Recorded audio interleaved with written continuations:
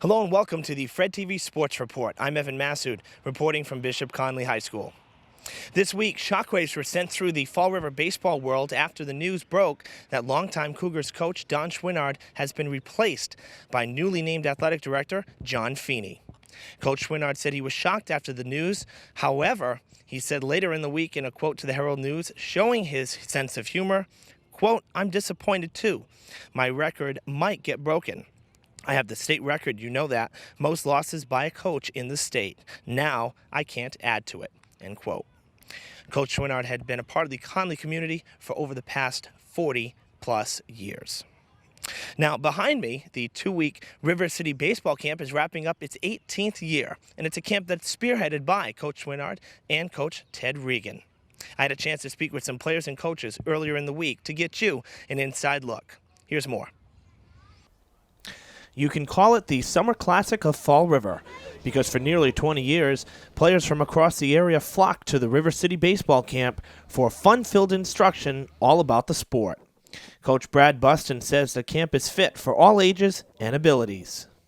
Some kids have been playing for a long time. Some kids have not been playing for a long time. So I think the coaching staff that we have, and they've had a lot of experience, and they can see that, and they can give a little bit more attention to somebody that might be a little bit more advanced and go over maybe a finer aspect of the game, whether it be, how to be a little bit quicker on a double play, or how to be, little things about running the bases, like what to look for in a pitcher, what foot they're, what to look at in their feet as they pitch in order to get a better jump when you're stealing a base or something. So, we can do that with the kids that we feel are more advanced, or it can be a little bit more basic if we feel like a kid is new to baseball and or not as experienced, and we have to just start from how to grip the baseball with across the seam. And so coaches will pick out what they see, and then we pretty much, a kid walks away from this camp learning something. 13-year-old Mitchell Lima has been coming here for the past 7 years. He's practically a veteran. But like all the greats, Mitchell knows that there's always something new to learn. It's an amazing experience, especially if you haven't played long. And I love how they teach you the fundamentals, and you end up learning a lot, even if, no matter how long you've been here. If you ever thrive to play baseball and be good, come here first so you learn the fundamentals, and you will be successful. Coach Steve Culpa worked with the younger age group. He explains that it's not just important to get out of the house and be active. It's also important to know what you're doing so you don't get hurt. Just teaching the kids how to stretch properly is important. A lot of kids don't stretch, just go out and start throwing balls around. But proper body management, that's a little more advanced. These kids don't always understand that. But taking care of your body, staying hydrated, stretching, doing all those things, icing your arm after pitching is so important. And we do talk about it here, and we hopefully stress it to the parents too, and they'll understand that also, how important it is. So you got kids from different areas of Fall River. We got Taunton kids. You got Dartmouth. You got them all over the place coming to this camp, and they see each other at different tournaments, and it's a nice time to work on things, socialize, and not be at home, like you said, which is good. Our final stop of the week is over at the Fall River Country Club, where the 20th annual Michaels Fund Golf Tournament teed off. This annual event is a big moneymaker for the fund, raising on average $30,000. Michael's mom, Cindy Robles, says that for years, the mission was to use that money and help fund bone marrow drives. But now, with the announcement that the National Marrow Donor Center in Minneapolis will be taking over bone marrow drive funding, Cindy says their mission has shifted up to the next step.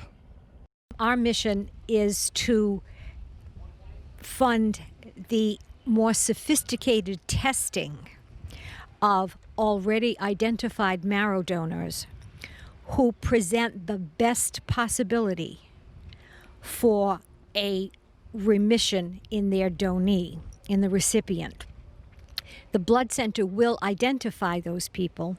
We will fund that testing. And this is testing that would have been done after a donor was identified. I'm very excited about this new mission because with it, if a donor is identified and he or she is one of these donors that has that refined testing, then they can go right to transplant.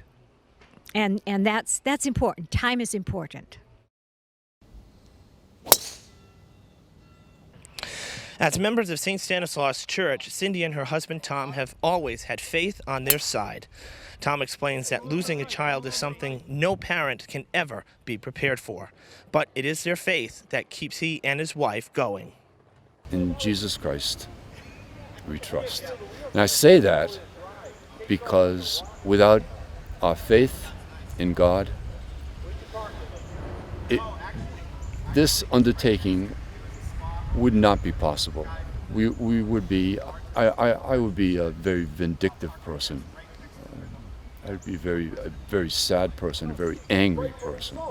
But because of our belief in God, and certainly the family, that has helped us out and pulled us out of whatever grief, that we still have grief and sorrow, but it pulls us out, puts us back together because we know that we are helping other children, other families, and that really makes it worthwhile. Cindy and Tom both extend their gratitude to their parish and the city of Fall River for always being so supportive. If you wish to pledge and make a private contribution, visit michaelsfund.com to place a donation. And that'll wrap up the sports report for this week. Join me next week, same time, same place, as we head back to Chew Park for the American Legion playoffs. Post 464 finished in first place and are hoping to get back to the championship round. Until then, I'm Evan Massoud reporting at Bishop Conley High School. See you next Friday.